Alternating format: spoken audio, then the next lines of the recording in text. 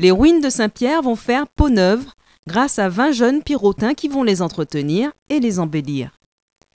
Nous sommes le mercredi 5 décembre et l'Association caribéenne d'insertion et de développement, CAID, lance le projet d'insertion du Figuier soutenu par le Conseil régional.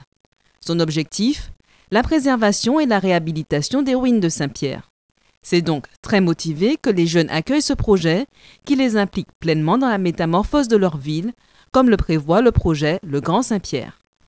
Parce que ça fait un moment qu'on attendait et bon, le moment est arrivé, il faut qu'on nous-mêmes, personnellement, on prend notre chance.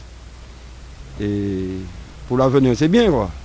Et qu'est-ce qui vous intéresse dans cette activité? Moi personnellement, ce qui m'intéresse, c'est être tailleur de pierre, passer le stage pour que je puisse me qualifier pour demain matin, je puisse montrer aux jeunes bon, quelle manière il faut tailler la pierre. Bruno Sorel, président de l'association CAID, a tout de suite répondu présent lorsque la collectivité régionale l'a sollicité pour mettre en place ce projet qui vise à apporter de l'activité aux jeunes martiniquais.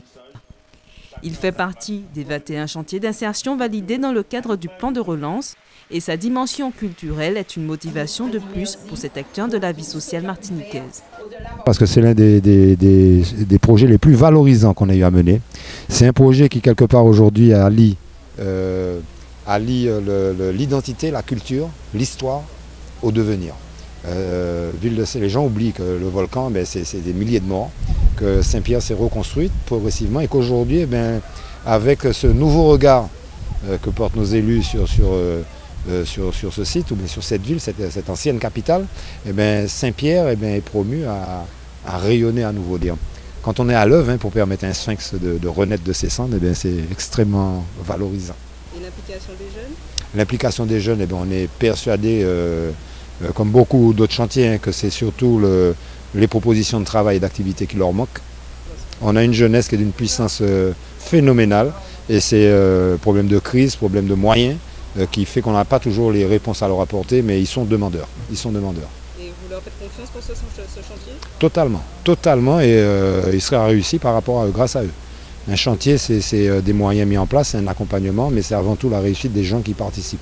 Ouvrir les pentes de Saint-Pierre au monde entier. C'est cette volonté de redonner à cette ville d'histoire sa place dans le patrimoine culturel de l'humanité qui fait que le président de région, Serge Etchimi, défend cette initiative inscrite dans le projet du Grand Saint-Pierre.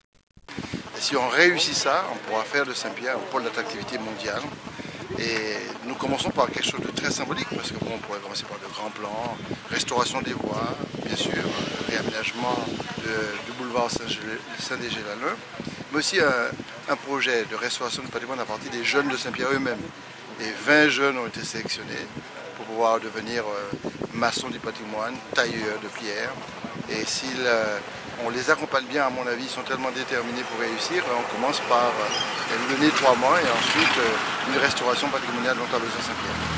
Je pense qu'un investissement est nécessaire. Et cet investissement est d'abord intellectuel parce qu'il fallait définir un programme. Il ne fallait pas laisser le maire seul à aménager à droite et à gauche. Ce n'était pas possible. Nous avons l'obligation de réussir. Donc il y a un plan global d'aménagement de Saint-Pierre avec des consultations de la population. Et c'est une des tranches de l'aménagement, la restauration du théâtre par exemple, pour permettre de faire des spectacles vivants. Si on fait ça, ce sont des millions de personnes qui peuvent venir du monde entier pour pouvoir visiter Saint-Pierre, surtout si on réussit à poser ici un appartement croisière, parce que c'est un des objectifs aussi. Tailleurs de pierre, maçons du patrimoine, les jeunes martiniquais de Saint-Pierre auront 1 an pour acquérir ces techniques au milieu de ce site historique remarquable. Soutenu par la région Martinique à hauteur de 151 157 000 €, ainsi que par d'autres partenaires comme l'État, le PLI, la ville de Saint-Pierre, le Conseil général et la Fondation du patrimoine, ils seront les premiers témoins du développement de ces filières en Martinique. L'objectif à terme, un chantier permanent pour la restauration et l'entretien des ruines.